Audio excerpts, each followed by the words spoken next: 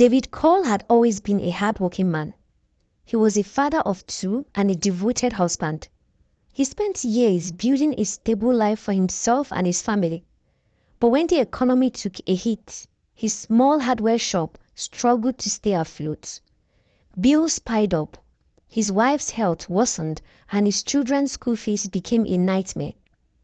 One night, scrolling through his phone in desperation, he came across an online investment scheme promising high returns.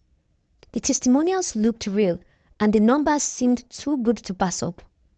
With hope clouding his judgment, David invested everything: his savings, his wife's medical funds, even a loan he had taken from a friend.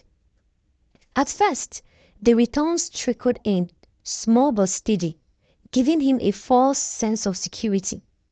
Then overnight, the website disappeared. His account was wiped clean. His money was gone. With his heart pounding, he tried calling customer service. There was no response. He sent tons of emails, messaged their social media platforms. Nothing. It hit him like a freight train. He had been scammed.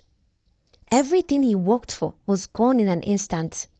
As his wife lay sick in bed and his children waited for him to fix everything, shame and anger consumed him. But he wasn't going to just be another victim. He would find whoever did this, no matter the cost. David refused to accept defeat. He spent nights researching online scams, tracing IP addresses, and joining victims' forums. He realized that all these scammers operated like a well-oiled machine, stealing millions from hardworking people like him. But there was a pattern. One name kept appearing in the forums: the Phoenix Network. Through an anonymous source, he learned that the Phoenix Network was recruiting. Posing as someone eager to make money, he sent them an application. Days later, he received a reply. He was in. A recruiter named Victor contacted him and invited him to a training session. Walking into the meeting, David expected a dingy basement filled with criminals. Instead, he found himself in a sleek office with expensive furniture and well-dressed people. It looked like a legitimate business. Victor welcomed him with a confident smile. "We help people grow their money," he said, but David saw the truth in their eyes. These were thieves in suits. As he sat through the training, he forced himself to nod and smile. He was now inside the beast's belly. But he wasn't prepared for the shocking discovery waiting for him. Someone close to him was a part of this, someone he never suspected. David kept his head down, pretending to be an eager new intern. The training was disturbing. Manipulative sales pitches, psychological tactics, and strategies to trap desperate victims. They were taught how to fake testimonials, how to use fake social media profiles and pressure people into investing. It made David sick, but he needed to play along. During a break, he was given access to the private online platform used by the Phoenix Network. As he scrolled through the names of recruiters and key players, his blood ran cold. One name stood out: Brian Cole, his younger brother. David's hands shook as he stared at the screen. Brian had always been the reckless one, chasing fast money. But this, his own brother, was part of the same scam that destroyed his family. A wave of anger and betrayal washed over him. He thought of confronting Brian immediately, but he held himself back. If Brian was deep in this, he wouldn't confess so easily. David needed proof. He needed to know how Brian was involved. That night, David couldn't sleep. The brother he once protected was now a part of a criminal empire. Was Brian a victim, or was he just as guilty as the rest? Determined to get answers, David played his role well. He impressed the recruiters, quickly gaining Victor's trust. One evening, Victor pulled him aside. "You've got potentials, David," he said.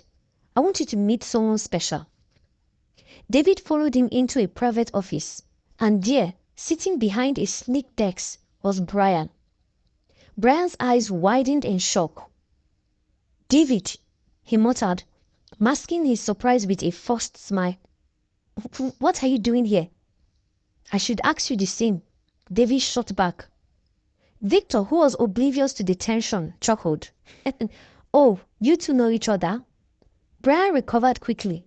Yeah, he's my older brother. I didn't know he was ready to make money finally. David clenched his fists, playing along. I guess it runs in the family. Brian dismissed Victor and leaned closer. What the hell are you doing here? He whispered. I should be asking you that. David whispered back. You're part of this? You stole from people like me. Brian's face hardened. You don't understand. Then make me understand, David growled. Brian sighed. Meet me tonight, alone. David nodded. He needed answers, but he also needed to be careful, because if Brian was truly part of this, then he wasn't the little brother David once knew. He was an enemy. That night, David met Brian in an abandoned parking lot. Brian looked nervous, lighting a cigarette with shaky hands. You shouldn't have come here, David, he said. David crossed his arms. I lost everything because of this scam. And you? You're a part of it? Brian exhaled, looking away. I didn't have a choice. There's always a choice, David snapped. Brian's eyes darkened.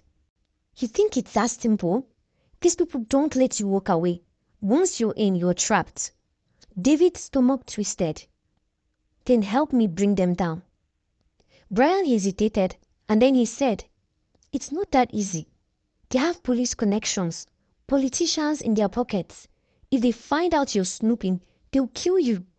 David wasn't scared. If you don't help me, I'll expose you too. Brian cursed under his breath.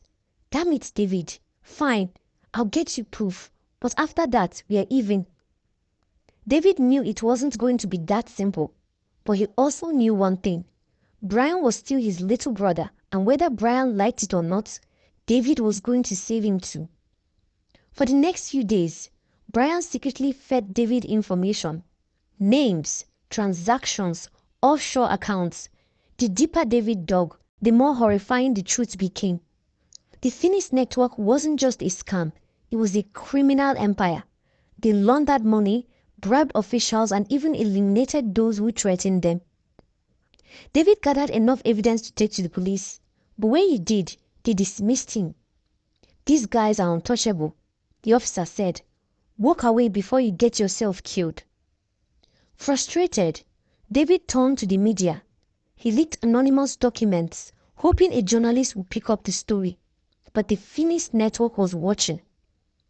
One evening, as David was heading home, his phone buzzed. A message from an unknown number, and it read, We know what you're doing. Stop it, or your family pays the price.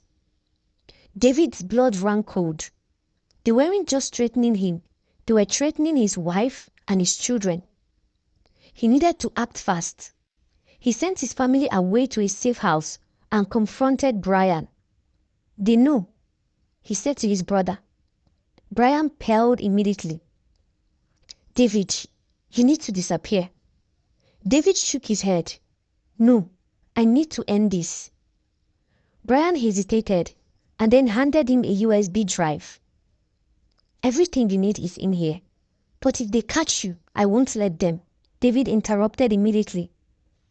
That night, David arranged a meeting with Victor, pretending he had a new client willing to invest millions, and Victor took the bait.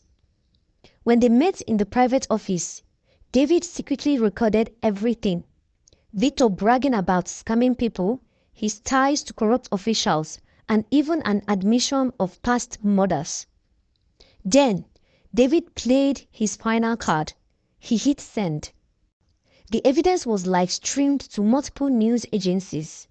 The police, now forced to act, raided the headquarters of the Finnish network. Victor and his associates were arrested. Corrupt officials were also exposed. Months later, David had his family back. His wife was recovering and his children were safe. He had lost a lot, but he had won the most important fight. A message appeared on his phone. "You saved a lot of people. Thank you." David smiled. He had once been a victim, but now he was something else, a survivor and a hero.